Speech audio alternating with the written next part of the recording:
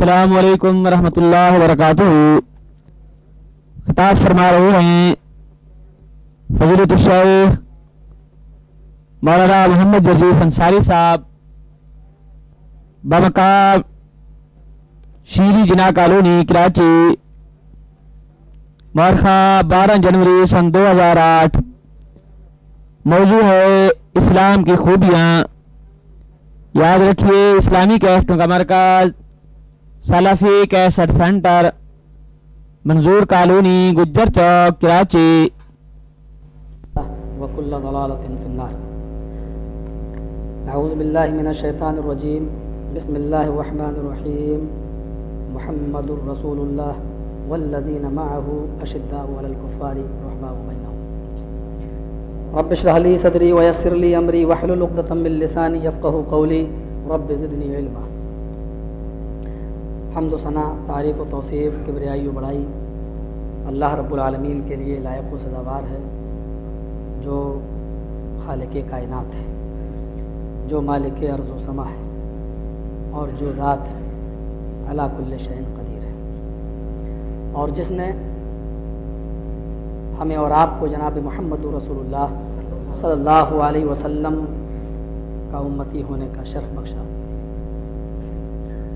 हम उसी अल्लाह से ये दुआ भी करते हैं कि अल्लाह आलमीन तो हम मुसलमानों के ज़रिए और अपने फ़रिश्तों के ज़रिए भी दरूद व सलाम के बेशुमार फूल नशावर फरमा मुहम्मदुर रसूलुल्लाह सल्लल्लाहु अलैहि वसल्लम की ज़ात अक़दस पर अल्लाहुम्मा सल्लि व सल्लिम व बारिक अलैहि। आपका ये प्रोग्राम जो आज बहुत जल्दबाजी में रखा गया, और जब से मैं पाकिस्तान में आया हूँ तब से ये प्रोग्राम की एक तवील फहरिस्त है हमारे पास। ये आपकी मोहब्बत और आपकी उनसियत का नतीजा है।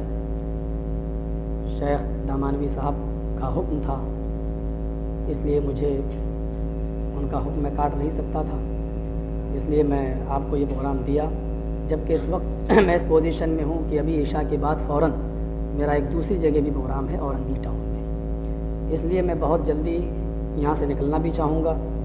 मुनासिब है कि चंद बुनियादी बातें जिसकी आज हमारी सोसाइटी में, हमारे मुआशरे में ज़रूरत है, मैं उनको आपके सामने रख रहा हूँ। मुझे उम्मीद है कि आप मुझे मजबूर नहीं करेंगे ज़्यादा वक्त के लिए, क्योंकि यहाँ से औरंगी टाउन का भी वक्त कम से कम 1.5-2 घंटे का वक्त तो यहाँ से लगेगा ही। हम अल्लाह से दुआ करते हैं कि जो कुछ भी हमारी ज़बान से निकले वो हक़ हो, और सुनने वालों और कहने वालों सभी को उस पर अमल की पूरी पूरी तौफ़ीक़ अता फरमाए।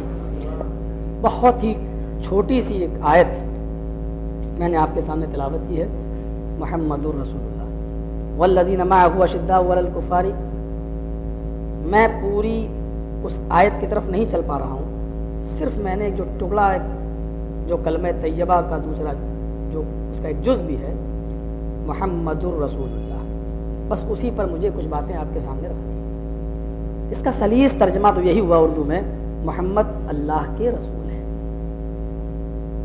मोहम्मद सल्लल्लाहु अलैहि वसल्लम अल्लाह के रसूल हैं। इसमें आपकी 2 हैसियतें बता दी गई हैं, मोहम्मद इब्न अब्दुल्ला, और दूसरी हैसियत मोहम्मदुर रसूल। पहली ये कि आपका नाम बता दिया गया है कि आपका नाम क्या है, मोहम्मद, और दूसरा ये कि आपका ओहदा बतला दिया गया है कि आप किस ओहदे पर फायज हैं, रसूल हैं। और तीसरी चीज इसमें यह भी बता दी गई है कि ये ओहदा दिया किसने, इस मनसब पर फायज किसने किया है, अल्लाह के रसूल हैं। किसी को बुजुर्ग मान लेना या बड़ा मान लेना, ये उसकी काबिलियत और उसके इल्म पर दलालत करता है, लेकिन हम जिसको बुजुर्ग बना रहे हैं या मान रहे हैं, हमारे तजर्बे गलत भी हो सकते हैं।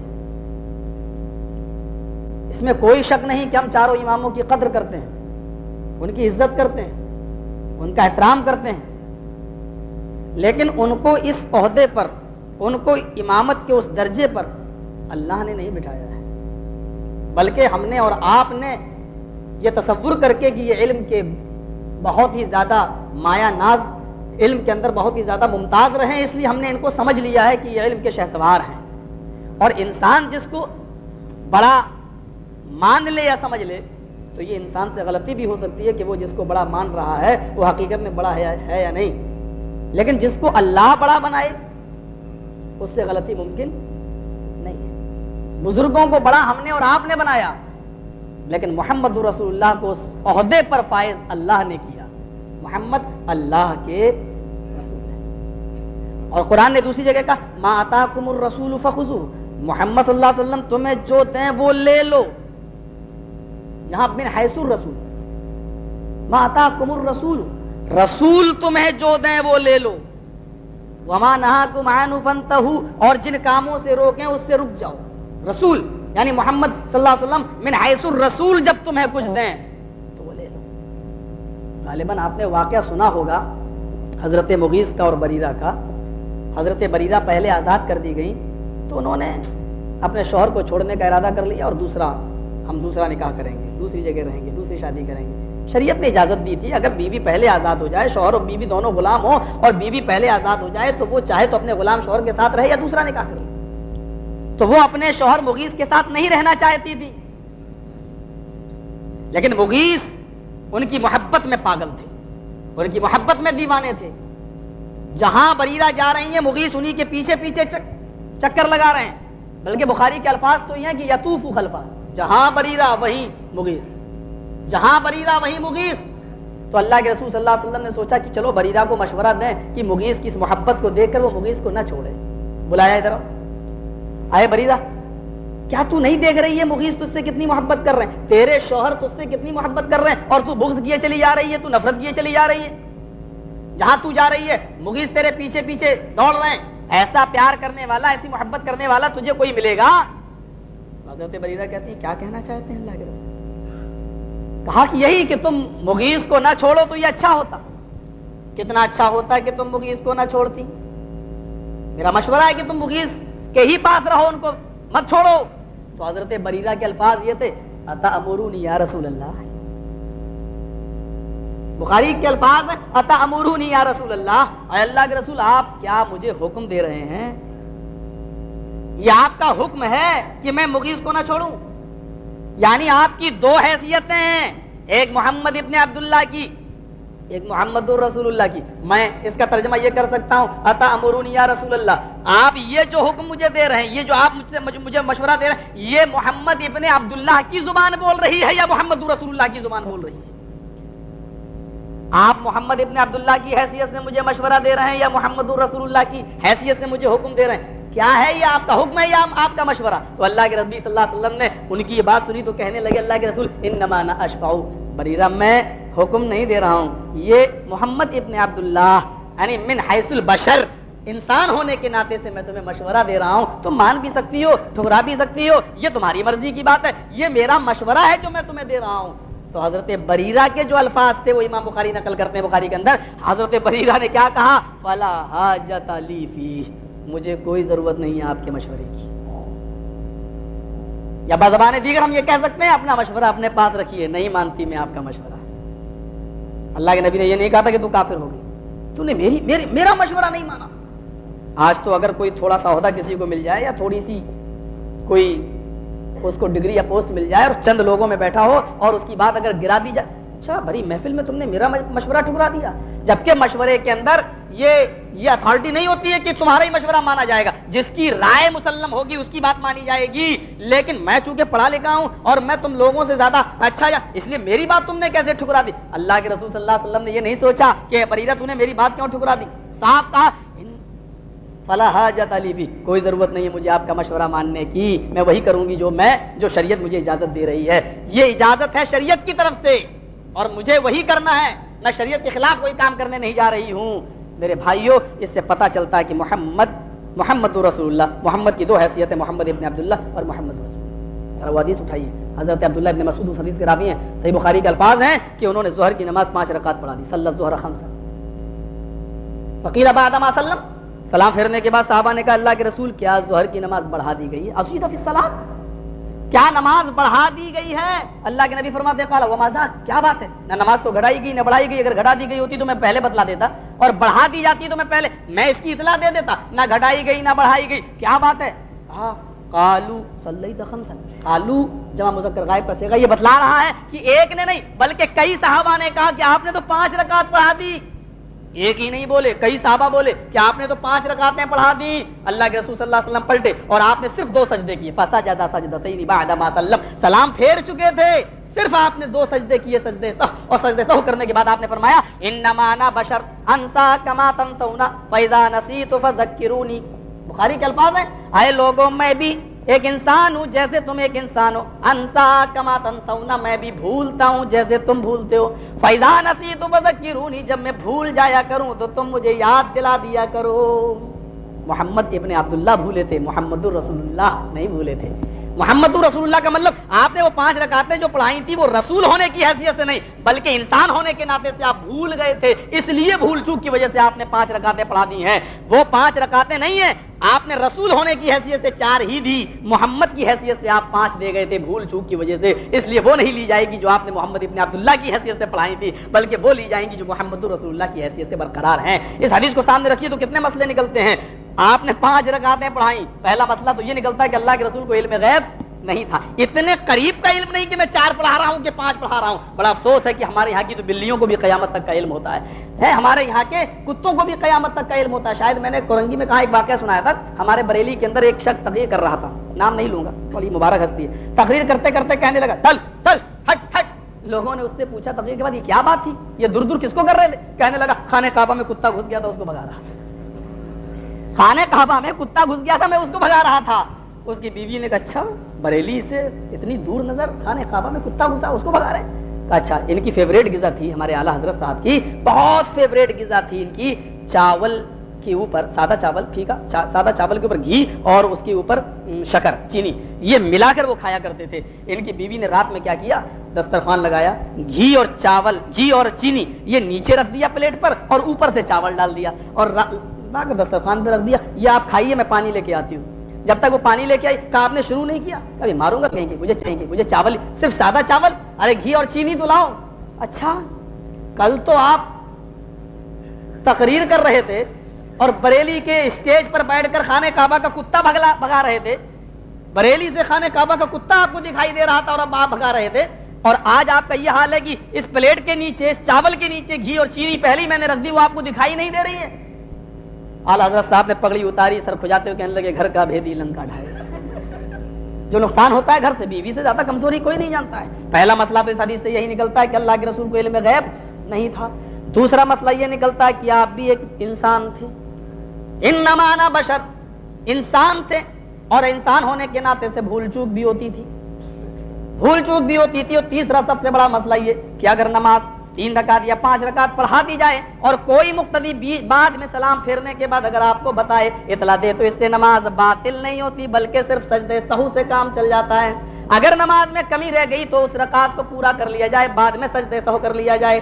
سجدے سہو کی ہی ضرورت ہے, اور دوسری چیز کی نماز باطل ہو گئی اور بعد میں اس کو دہرائیں, اس چیز کی ضرورت نہیں ہے. کئی مسئلے اس حدیث کی یہ حدیث وضاحت کر رہی ہے.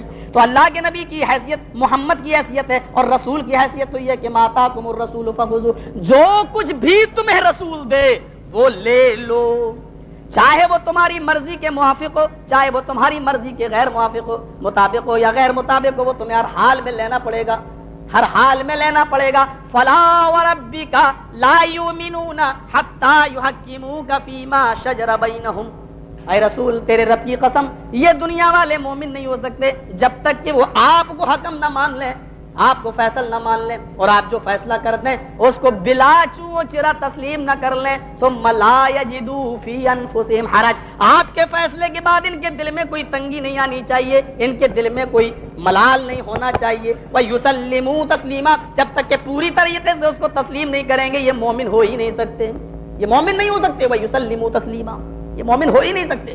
صاحب کا پوری طریقے سے تسلیم کر لیں, یہ رسول کی حیثیت.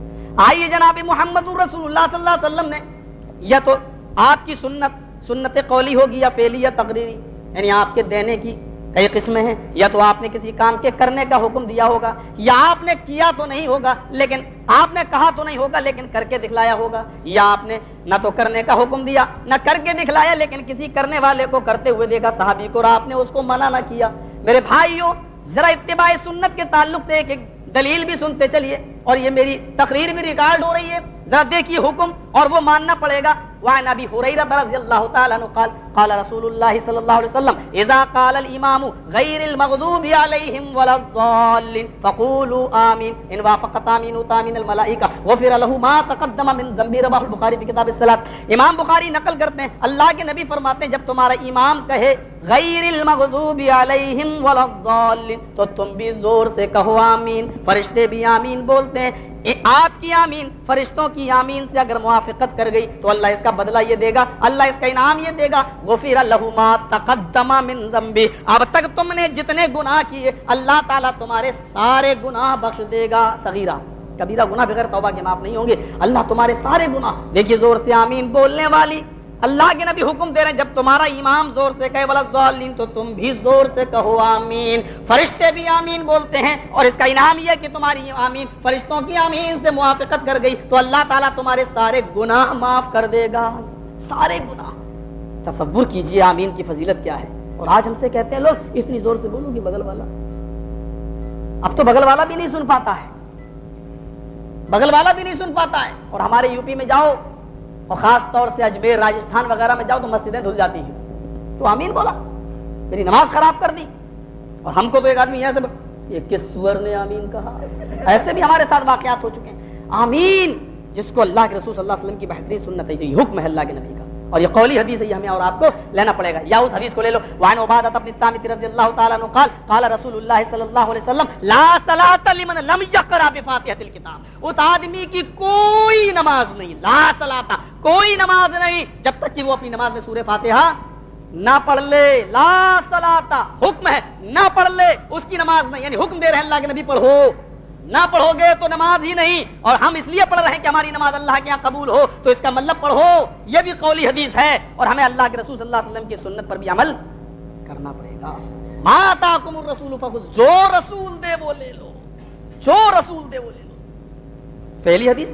وعن النعمان بن بشیر رضی اللہ تعالی عنہ قال كان رسول اللہ صلی اللہ علیہ وسلم يسوي صفوفنا اذا قمنا الى الصلاة فاذا استوينا كبر. رواه ابو داؤد وصححه الالبانی. یہ حدیث ابو داؤد شریف کی اور البانی نے اس حدیث کو صحیح قرار دیا ہے. نعمان ابن بشیر فرماتے ہیں کان رسول اللہ صلی اللہ علیہ وسلم يسوي صفوفنا, اللہ کے رسول ہماری صفوں کو برابر کرتے تھے. اور کانا جب فعل مضارع پہ آ جائے تو ماضی استمرار, کنٹینیو, ریگولر, یعنی آپ نے کوئی نماز بغیر صفوں کو درست کیے ہوئے پڑھائی ہی نہیں ہے. یعنی آپ کا معمول تھا, آپ کی عادت تھی, جب تک صفوں کو درست نہیں کر دیتے آپ نماز نہیں پڑھاتے. یہاں تو مولوی پہلے ہی مصلی پر قبضہ جمائے بیٹھا ہے کہ کوئی وہاں بھی قبضہ نہ کر لے. یہاں کا لا الہ الا اللہ, اس نے کہا اللہ اکبر, کوئی ایک بالشت کھڑا ہے, کوئی ایک فٹ دور کھڑا ہوا ہے. یہ فعل ہے اللہ کے رسول کا, عمل ہے اللہ کے رسول کا. اور حضرت نعمان ابن بشیر کہتے ہیں اذا استوینا کبر, اذا استوینا جب ہم بالکل سیدھے ہو جاتے, جب ہماری صفیں بالکل درست ہو جاتی, کبرا تب اللہ کے رسول کہتے اللہ اکبر, تب آپ جماعت پڑھاتے. جب آپ نماز کے لیے تکبیر کہتے اللہ اکبر, کبھی کبھی آپ کے ہاتھ میں چھڑی ہوتی تھی, کوئی آگے نکلا ہوتا تھا آپ اس کو چھڑی سے پیچھے کر دیتے تھے, کوئی پیچھے ہوتا تھا آپ اس کو کھینچ کے آگے کر دیتے تھے. کبھی کبھی آپ فرماتے تھے اپنی صفوں کو درست کر لو, اللہ ہم تم پر رحم فرمائے. کبھی آپ کہتے تھے اپنی صفوں کو درست کر لو, جگہ باقی نہ چھوڑو. جو صفوں کے درمیان جگہ باقی چھوڑے گا اللہ تعالیٰ اس کے دلوں میں منافقت پیدا کر دے گا. میرے بھائیوں تصور کیجئے کہ یہ مل کر کھڑے ہونے کی اور صفوف یا اپنی صفوں کو درست کرنے کی حدیثیں کتنی زیادہ ہیں, اور اس کا آج خیال ہماری نمازوں میں نہیں رکھا جا رہا. اللہ رب العالمین اس فعلی حدیث پر بھی اور اس فعلی سنت پر بھی ہمیں اور آپ کو سب کو عمل کرنے کی توفیق عطا فرمائے. اور جو ہمارے بھائی اس سے کٹے ہوئے ہیں اللہ تعالیٰ ان کو بھی اس سے جڑا فرمائے. یہ حدیث ایک تقریری حدیث, حکم تو نہیں دیا اور کر کے بھی نہیں دکھایا, لیکن کسی کرنے والے کو دیکھا تو آپ نے منع نہیں کیا. وعن قیس بن عمرو رضی اللہ تعالی عنہ قال راى رسول اللہ صلی اللہ علیہ وسلم رجلا يصلي بعد صلاة الصبح ركعتين فقال رسول الله صلى الله عليه وسلم صلاة الصبح ركعتان فقال الرجل اني لم اكن صليت الركعتين اللتين قبلهما فصليتهما الان فسكت رسول الله صلى الله عليه وسلم. رواه ابو داود وصححه الالبانی. یہ حدیث بھی ابو داؤد کی ہے. راى رسول اللہ صلی اللہ علیہ وسلم, اللہ کے رسول صلی اللہ علیہ وسلم نے ایک آدمی کو دیکھا صبح کی فجر کی نماز پڑھانے کے بعد کہ وہ اٹھا اور 2 رکعت پڑھنے لگا. آپ نے فجر کی فرض نماز پڑھائی, اس نے آپ کے پیچھے پڑھی, اور نماز جب آپ نے سلام پھیرا السلام علیکم, اس نے بھی نبی پھیرا, اور جیسے ہی آپ نے نماز ختم کی, نماز پڑھا چکے, وہ اٹھا اور 2 رکعتیں پڑھنے لگا. وہ اٹھا اور 2 رکعتیں پڑھنے لگا. جب وہ 2 رکعتیں پڑھ چکا تو آپ نے اس کو بلایا, ادھر آؤ, ادھر آؤ. صلاۃ الصبح رکعتان, صبح کی نماز تو 2 رکعت, یہ تم نے کون سی نماز پڑھی ہے؟ بھائی 2 سنت ہیں, 2 فرض ہیں. تو تم نے فرض نماز میرے پیچھے پڑھ لی تھی, اور فرض نماز کے بعد جب کوئی نماز نہیں, تو تم نے میرے پیچھے جو فرض نماز پڑھی ہے اس کے بعد میں یہ تم نے کون سی نماز پڑھی ہے؟ کون سی نماز پڑھی ہے؟ یہ اب جو تم نے نماز پڑھی ہے یہ کون سی نماز تھی؟ صلاۃ الصبح رکعتان، صبح کی نماز تو 2 ہی رکعت تھی، یہ تم نے اب کون سی نماز پڑھی ہے؟ وہ کیا کہنے لگا؟ انی لم اکن صلیت الرکعتین اللتین قبلہما فصلیتہما الان۔ اے اللہ کے نبی، جب میں مسجد میں داخل ہوا تو جماعت قائم تھی، کھڑی تھی، میں جماعت میں شریک ہو گیا اور فجر کی فرض نماز سے پہلے جو 2 سنتیں پڑھی جاتی تھی وہ نہیں پڑھ سکا تھا، وہ میں نہیں پڑھ سکا تھا، کسی ضروری کام میں لگ گیا تھا، مسجد میں آیا، جماعت کھڑی تھی، آپ مصلی امامت میں نماز پڑھا رہے تھے، میں بھی جماعت میں شریک ہو گیا اور میں نے پیچھے سنتیں نہیں پڑھی، میں نے سنتیں نہ پڑھی، جماعت میں شریک ہو گیا، جب آپ نے سلام پھیر دیا فصلیتہما الان، تو وہ میں نے آپ کے نماز پڑھانے کے بعد اب میں نے وہ سنتیں پڑھ لی۔ فسکت رسول اللہ، جب اس کا یہ جواب آیا تو اللہ کے نبی خاموش ہو گئے۔ اگر اس کا یہ طریقہ غلط ہوتا تو آپ کہتے آئندہ ایسا نہ کرنا، خبردار، ہوشیار، آئندہ ایسا نہ کرنا۔ آپ خاموش ہو گئے اور نبی کی خاموشی اس بات کی دلیل ہے کہ یہ کام غلط نہیں ہے، یہ کام ناجائز نہیں ہے۔ ہاں، ہر آدمی اب عادت نہ بنائے اور جان بوجھ کر سنتوں کو فرض نماز کے بعد نہ پڑھے۔ یہ حدیث سامنے رکھی ہے تو کتنے مسئلے اس حدیث سے نکل رہے ہیں۔ راہ رسول اللہ صلی اللہ علیہ وسلم رجلا، آپ نے ایک آدمی کو دیکھا کہ وہ فجر کی نماز کے بعد 2 رکعت سنتیں پڑھ رہا ہے۔ جب آپ نماز پڑھا چکے، سلام دونوں طرف پھیر چکے، تب آپ مقتدیوں کی طرف چہرہ کرتے ہوں گے۔ اگر چہرہ نہ کیا تو آپ نے دیکھا کیسے کہ وہ آدمی 2 رکعت سنتیں پڑھ رہا ہے؟ پہلا مسئلہ یہ کہ فرض نماز کے بعد آپ چہرہ مقتدیوں کی طرف کر لیا کرتے تھے، اور دوسرا اس حدیث سے مسئلہ یہ نکلتا ہے کہ اللہ کے نبی کو علم غیب نہیں تھا۔ اگر علم غیب ہوتا تو آپ اس سے سوال ہی نہیں کرتے کہ یہ تو نے کون سی نماز پڑھی، آپ تو خود سمجھ جاتے کہ یہ تو فرض نماز سے پہلے سنتیں نہیں پڑھ سکا، یہ پڑھ رہا ہے، آپ اس سے سوال ہی نہیں کرتے۔ نبی کو اتنے قریب آدمی کی سنتوں کا علم نہیں کہ یہ کون سی نمازیں پڑھ رہا ہے۔ ہائے ہماری تباہی و بربادی کا حال کہ ہم نے تو ان لوگوں کو جن کو پیشاب و پائخانہ کرنے کی بھی تمیز نہیں، ان کو ہم نے علم غیب کے ٹھیکے دے رکھے ہیں، ہم نے ان لوگوں کو سونپ رکھے ہیں۔ اللہ کے نبی صلی اللہ علیہ وسلم سوال کر رہے ہیں، یہ تو نے 2 رکعتیں پڑھی، کون سی رکعت ہے؟ اب وہ آدمی جواب دیتا ہے، اے اللہ کے نبی، میں فرض نماز سے پہلے سنتیں نہیں پڑھ سکا تھا، وہ میں نے اب پڑھی ہیں۔ یعنی تیسرا مسئلہ یہ کہ فرض نماز ہوتی تھی تو صحابہ بھی جماعت میں شریک ہو جایا کرتے تھے، صحابہ بھی فرض نماز کے ہوتے ہوئے پیچھے سنتیں نہ پڑھا کرتے تھے، کیونکہ ان کو معلوم تھا کہ فرض نماز کے ہوتے ہوئے کوئی دوسری نماز نہیں ہے۔ اور پھر نبی کی خاموشی اس بات کی دلیل ہے، یہ مسئلہ بھی نکلا، اگر جماعت کھڑی ہے تو فرض نماز فجر ہی کی کیوں نہ ہو، اس کے پیچھے لوگ جو سنتیں پڑھنے کا ماحول ہے وہ بالکل غلط ہے، سراسر وہ بدعت ہے، نہیں ہونا چاہیے۔ ہاں، جماعت میں شریک ہو جانا چاہیے، سنتیں وہ بعد میں بھی پڑھ سکتا ہے۔ میرے بھائیوں، یہ مسائل ہمیں نکل رہے ہیں، اور محمد الرسول اللہ کا مطلب یہ ہے کہ محمد اللہ کے رسول ہیں، اللہ نے ان کو رسول بنایا، اور جو چیز وہ تمہیں دے رہے ہیں وہ چیز کو تم لے لو، چاہے قولی ہو، چاہے فعلی ہو، چاہے تقریری ہو، ہر حال میں ہمیں اور آپ کو وہ سنت پر عمل کرنا ہے، ہمیں اور آپ کو نبی اکرم صلی اللہ علیہ وسلم کے بتائے ہوئے طریقے پر چلنا ہے۔ آج ہم نے شاید کہیں بتایا تھا کہ ڈاکٹر امبیڈکر جیسا انسان قرآن پڑھتا ہے، حدیثوں کا مطالعہ کرتا ہے تو اس کی سمجھ میں اسلام آ گیا، لیکن ہماری سمجھ میں اسلام نہیں آ رہا ہے، ہماری سمجھ میں اسلام نہیں آ رہا ہے۔ فرقے بازیوں میں آج ہم پڑے ہوئے ہیں، اور جبکہ چاروں امام بھی اپنی زندگی کے اندر ان تمام چیزوں سے منع کر گئے۔ چاروں اماموں میں سے کوئی امام ایسا نہیں کہ جس نے یہ نہ کہا ہو کہ جب صحیح حدیث آ جائے تو اسی پر عمل کرنا۔ کسی نے کہا کہ میری بات کو اگر قرآن و حدیث سے ٹکرا جائے تو دیوار پہ مار دینا، اور امام احمد ابن حنبل تو یہاں تک کہہ گئے کہ لا تقلدنی ولا تقلدن مالکا ولا الشافعی ولا الاوزاعی ولا الثوری، تو میری تقلید مت کرنا، امام مالک کی مت کرنا، شافعی کی مت کرنا، امام اوزاعی اور ثوری کی تقلید مت کرنا، بلکہ تم یہ سارے مسائل وہاں سے لینا جہاں سے ان لوگوں نے لیے ہیں، جہاں سے ان علماء نے اور جہاں سے ان ائمہ نے لیے ہیں، تم بھی وہیں سے مسئلے حل کرنا۔ تمام لوگ اپنی برات کا اظہار کر گئے، اس لیے میں ان کو بالکل یہ سمجھتا ہوں کہ یہ لوگ میرے پیارے ساتھیوں ہماری جماعت ہی کا ایک حصہ تھے، اور اسی جماعت کا حصہ تھے جس کی جنتی ہونے کی بشارت جناب محمد رسول اللہ صلی اللہ علیہ وسلم نے دی ہے۔ ہم نہیں کہہ سکتے ہیں، کیونکہ اگر یہ لوگ کہتے نہیں میری بات ہی پتھر کی لکیر ہے اور جو میں دے رہا ہوں اسی کو لے لینا، اگر یہ ان کے الفاظ نکلتے تو ضرور ہم ان کے اوپر کوئی فتویٰ لگاتے، لیکن کوئی آدمی بہت صفائی کے ساتھ یہ کہہ رہا ہے کہ میری بات اگر قرآن و حدیث میں مل جائے تو لے لینا، اور نہیں تو میری بات کو ٹھکرا دینا، میری بات کو چھوڑ دینا، اسی پر عمل کرنا جو حدیث کے اندر ہے، جو قرآن کے اندر ہے۔ کتنا آسان بنا دیا ہے اسلام کو۔ اسلام صرف نام ہے 2 چیزوں کا، کتاب اللہ اور سنت رسول۔ سن لیجیے، بہت سے لوگ اب تو اپنے آپ کو اہل حدیث کہنے میں بھی شرماتے ہیں کہ نا نا نا میں تو مسلمان ہوں۔ سن لیجیے، ہر مسلمان اہل حدیث نہیں ہو سکتا ہے، لیکن ہر اہل حدیث مسلمان ہو سکتا ہے، ہر اہل حدیث مسلمان ہو سکتا ہے۔ مسلمان تو شیعہ بھی اپنے آپ کو کہہ رہے ہیں، آپ کہہ کے دیکھو کسی کو کافر ہمارے یہاں لکھنؤ میں، آ کے دیکھیے آپ، کوئی کہہ کے دیکھے کہ کافر، پتا چل جائے گا۔ مسلمان تو آج قادیانی بھی، شیعہ بھی، چکلالوی بھی، سارے فرقے اپنے آپ کو مسلمان ہونے کا دعویٰ کر، میں بھی مسلمان ہوں، ارے مسلمان تو ہیں، لیکن ہماری ایک پہچان ہے، وہ پہچان یہ کہ ہم وہ مسلمان ہیں جو صرف قرآن پر اور جناب محمد رسول اللہ کی حدیث پر عمل کرتے ہیں، اس لیے کہ یہی دو چیزیں ہیں ہمارے لیے، اور قرآن بھی حدیث۔ اب آپ یہ سوال نہ کریں مولوی صاحب اہل حدیث ہیں تو آپ اپنا نام رکھنا چاہیے اہل قرآن والحدیث۔ قرآن و حدیث جب دونوں کو مانتے ہو تو آپ قرآن و حدیث یہ کہیے اہل قرآن والحدیث، اہل قرآن والحدیث۔ ہمارے یہاں ایک صاحب ہے، ان سے سوال کیا تو کہنے لگے میں تو اہل حدیث نہیں ہوں، میں تو اہل صحیح حدیث ہوں۔ اسلامی کیسٹوں کا مرکز سلفی کیسٹ سینٹر، منظور کالونی، گجر چوک، کراچی۔ وہ بیچارے کہتے ہیں کہ ہم تو اہل صحیح حدیث ہیں، یعنی صحیح حدیثوں پر ہم عمل کرتے ہیں، ضعیف اور موضوع پر ہم عمل نہیں کرتے، اس لیے ہم اہل صحیح حدیث ہیں۔ بیچارے کسی مدرسے میں پڑھے تو ہیں نہیں، اس لیے وہ جو چاہے کہہ جائیں، ارے حدیث کہتے ہی اسی کو ہیں جو بالکل صحیح ہو، جس کے سارے راوی عادل و تام ضبط ہوں اور ان کے اوپر کسی قسم کا بلیم اور الزام نہ لگایا گیا ہو، اسی کو حدیث کہتے ہیں۔ حدیث ضعیف حدیث ہوتی ہی کہاں ہے، موضوع حدیث ہوتی ہی کہاں ہے؟ وہ تو مجبوری میں ہم کو حدیث اس لیے کہنا پڑ رہا ہے کیونکہ 1 کلو دودھ کے اندر اگر آپ 200 گرام پانی ملا دیں تو مجبوری ہے ہماری، اس پانی کو دودھ کہنے پر مجبور ہے ہم۔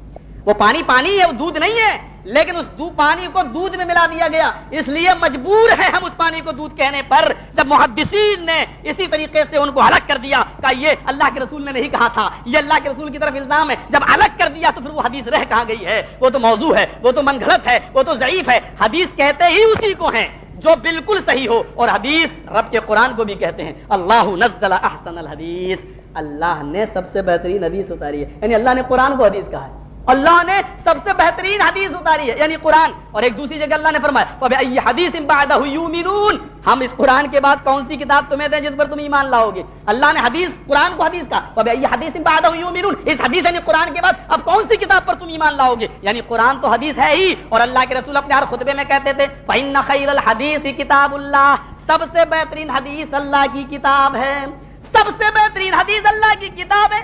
جب اللہ کی کتاب حدیث ہوئی اور محمد رسول اللہ صلی اللہ علیہ وسلم کے اقوال و افعال و اعمال بھی حدیث ہیں، تو اہل حدیث کا مطلب یہ ہوا صرف اللہ کی کتاب اور جناب محمد رسول اللہ صلی اللہ علیہ وسلم کی بات پر عمل کرنے والا، تیسری چیز کے لیے ہمارے یہاں کوئی گنجائش نہیں۔ شوق سے لاؤ، کسوٹی وہی رب کا قرآن ہے، محمد رسول اللہ کا فرمان ہے، ہمارے یہاں جانچ ہوگی، ہمارے یہاں پڑتال ہوگی، ہمارے یہاں چیکنگ ہوگی، اگر رب کی کتاب نے اس کو پاس کر دیا، محمد رسول اللہ کے فرمان نے اس کو پاس کر دیا، تو اس امام اور اس بزرگ کی بات کو ہم بھی پاس کرنے کے لیے تیار ہیں۔ اور اگر میرے نبی کی حدیثوں نے اور رب کے قرآن نے اس کو پاس نہ کیا، پھر دنیا کی کتنی بڑی اور کتنی اونچی شخصیت ہو، وہ ہمارے یہاں اسلام کا حصہ نہیں پا سکتی ہے، ہمارے یہاں وہ اسلام کا حصہ نہیں پا سکتی ہے۔ میرے پیارے ساتھیو، اسلام ان دونوں ہی چیزوں میں منحصر ہے، بس قرآن اور حدیث، اور یہی آسان ہے۔ لوگ کہتے ہیں قرآن تم نہیں پڑھ سکتے، ہمارے یہاں تو باقاعدہ ایک پمفلٹ چھپا ہے، قرآن کو سمجھنے کے لیے 18 علوم کی ضرورت ہے، علم منطق، علم بیان، علم فلسفہ، سب سیکھو تب قرآن کو سمجھو گے۔ میری سمجھ میں نہیں آتا، مہاتما گاندھی نے قرآن کو جب پڑھا تھا انڈیا کے اندر تو ستر اہنسا ہندی کی کتاب اس نے لکھی، اور اس میں وہ لکھ گیا کہ اگر قرآن کی تعلیمات ہندوستان کے اندر نافذ کر دی جائے تو ہندوستان کو خون و خرابے سے بچایا جا سکتا ہے۔ حضرت عمر فاروق کے قانون کو اگر ہندوستان میں نافذ کر دیا جائے تو ہندوستان خون و خرابے سے بچ جائے۔ یعنی قرآن مہاتما گاندھی کی سمجھ میں آ گیا، امبیڈکر کی سمجھ میں آ گیا، لیکن سمجھ میں نہیں آ رہا کہ آج ہمارے مسلمان بھائیوں کی سمجھ میں کیوں نہیں آ رہا ہے۔ دیکھیے ہمارے یہاں ایک کتاب ہے ہندو کی، میں ذرا ایک مسئلہ بیان کر دیتا ہوں اس کا، اس میں بڑا عجیب واقعہ لکھا ہوا ہے۔ کتنی سختی، دیکھیے کتنی سختی کہ تمہیں ہون کرنا ضروری ہے پوجا کے لیے، اور ہون میں سندھیا کرنا ضروری ہے، اور جس نے سندھیا نہ کی وہ پاپی اور ادھرمی ہو کر مرے گا۔ اب سندھیا کس کو کہتے ہیں؟ صبح اور شام تمہیں سندھیا کرنا پڑے گی، اور سندھیا میں کتنا خرچہ؟ 16 چمچے دیسی گھی، وہ بھی گائے کا، بھینس کا بکری کا نہیں چلے گا، 16 چمچے دیسی گھی، 1 تولہ کستوری، اور 1 ناریل کا گولا، اور پستہ بادام اخروٹ ہم وزن 100 گرام۔ اس کے علاوہ 20 چیزیں اور ہیں جو میرے ذہن میں نہیں ہیں۔ یہ ساری چیزیں صبح اور شام کو بھی اتنی ہی۔ یہ پوجا میں آگ میں ہون کرنا پڑے گی، آگ میں جلانا پڑے گی، اور یہ امیر و غریب سب کو کرنا پڑے گی، اور اگر کسی نے یہ کام نہ کیا تو وہ دھرمی و پاپی ہو کر مرے گا، نر کیے جہنمی ہو کر مرے گا۔ اب آپ یہاں سے اندازہ لگائیے 16 چمچے دیشی گھی، کم سے کم 150 گرام ہی گھی مان لو تو 20-25 روپے کا تو ہوگا ہی۔ ایک ناریل کا گولا لے لیجیے آپ، ایک ناریل کا گولا، چلو 20-25 روپے کا یہ بھی مان لیجیے آپ۔ ایک تولہ کستوری زعفران، ایک تولہ اوریجنل، ڈپلیکیٹ ہوگی تو پوجا بھی ڈپلیکیٹ مانی جائے گی۔ اوریجنل کہاں ملے گی؟ چلو مل بھی گئی تو اس کی قیمت کتنی ہوگی؟ چلو 50 روپے ہی مان لو، 1000 سے کم نہیں آئے گی۔ میں تمہارے مشورے کی رعایت کرتے ہوئے سب سے کم حساب بتا رہا ہوں، 50 روپے۔ 100 گرام بادام، پستہ، اخروٹ اور 20 چیزیں اس کے علاوہ کل ملا کے کم سے کم 200-250 روپے سے کم، اتنا صبح اور اتنا شام، یعنی 500 روپیہ اس اگنی کے ہون کرو، اگنی میں جلاؤ، پھونکو، تب تم سورگیہ جنتی ہو کر مرو گے، ورنہ پاپی ہو کر مرو۔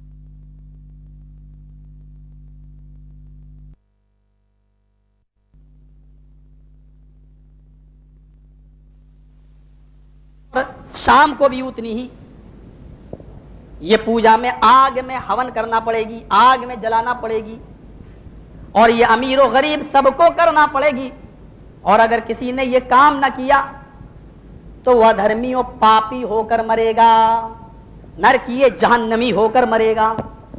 اب آپ یہاں سے اندازہ لگائیے 16 چمچے دیشی گھی، کم سے کم 150 گرام ہی گھی مان لو تو 20-25 روپے کا تو ہوگا ہی۔ ایک ناریل کا گولا لے لیجیے آپ، ایک ناریل کا گولا، چلو 20-25 روپے کا یہ بھی مان لیجیے آپ۔ ایک تولہ کستوری زعفران، ایک تولہ اوریجنل، ڈپلیکیٹ ہوگی تو پوجا بھی ڈپلیکیٹ مانی جائے گی۔ اوریجنل کہاں ملے گی؟ چلو مل بھی گئی تو اس کی قیمت کتنی ہوگی؟ چلو 50 روپے ہی مان لو، 1000 سے کم نہیں آئے گی۔ میں تمہارے مشورے کی رعایت کرتے ہوئے سب سے کم حساب بتا رہا ہوں، 50 روپے۔ 100 گرام بادام، پستہ، اخروٹ اور 20 چیزیں اس کے علاوہ کل ملا کے کم سے کم 200-250 روپے سے کم، اتنا صبح اور اتنا شام، یعنی 500 روپیہ اس اگنی کے ہون کرو، اگنی میں جلاؤ، پھونکو، تب تم سورگیہ جنتی ہو کر مرو گے، ورنہ پاپی ہو کر مر رہے ہو۔ اور یہ رکشہ چلانے والے کو بھی، ہریجن کو بھی، چمار کو، ہر کسی کو کرنا پڑے گا، ورنہ پاپی ہو رہا ہے۔ اب بتاؤ ایک رکشہ چلانے والا بیچارہ کہاں سے لائے؟ لکڑیاں اکٹھی کر کر کے جنگل سے لانے والا آدمی بیچارہ یہ سب کہاں سے کرے؟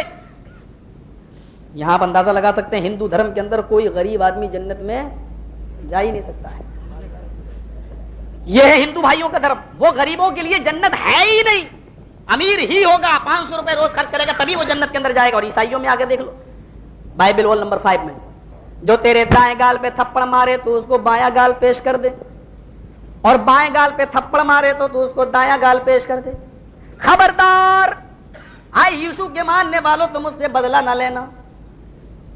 دہلی میں لاجپت نگر ایک علاقہ ہے، جب میں وہاں بائبل سے کوئی چیز نوٹ کرنے کے لیے گیا، پڑھتا تھا ریاض العلوم میں، تو میں نے سوچا ایک مقالہ لکھوں نوائے اسلام میں، تو میں جو ضرورت پڑ گئی تھی، تو میں لکھنے کے لیے جب وہاں حوالہ لینے گیا تو ایک لڑکی، وہاں لڑکیاں ہی کام کرتی ہیں، یہ کہا محمد صاحب کا اخلاق دیکھو تلوار، میں نے کہا بائبل اٹھا کے لائی، اب وہ لگی یہی کہنے کے لیے محمد صاحب کا اخلاق دیکھو، تلوار چلائی، یہ کیا وہ کیا، اور ہمارے عیسیٰ مسیح کی۔ میں نے کہا یار تو جانا، مجھے پڑھنے دے۔ کہنے لگی کیا پڑھنے گے آپ بتائیے نا، محمد صاحب کے اخلاق میں اور اس میں دیکھیے کتنا فرق ہے، جو دائیں گال پہ تھپڑ مارے اس کو بایاں گال پیش کر دو، بائیں پہ مارے دایاں گال پیش کر دو، اور تمہارا قرآن کیا کہتا ہے کہ بدلہ لینے میں زندگی ہے، وفی القصاص حیات، بدلہ لینے میں زندگی ہے، بتائیے وہ تعلیم۔ میں نے کہا بھائی مجھے پڑھنے دو نا، میں حوالہ نوٹ کرنے آیا ہوں، جب میں جاؤں تو بات کرنا نہ، پہلے مجھے اس بات کا جواب دو۔ میں نے کہا کیا ہے تمہارے مذہب کی تعلیم؟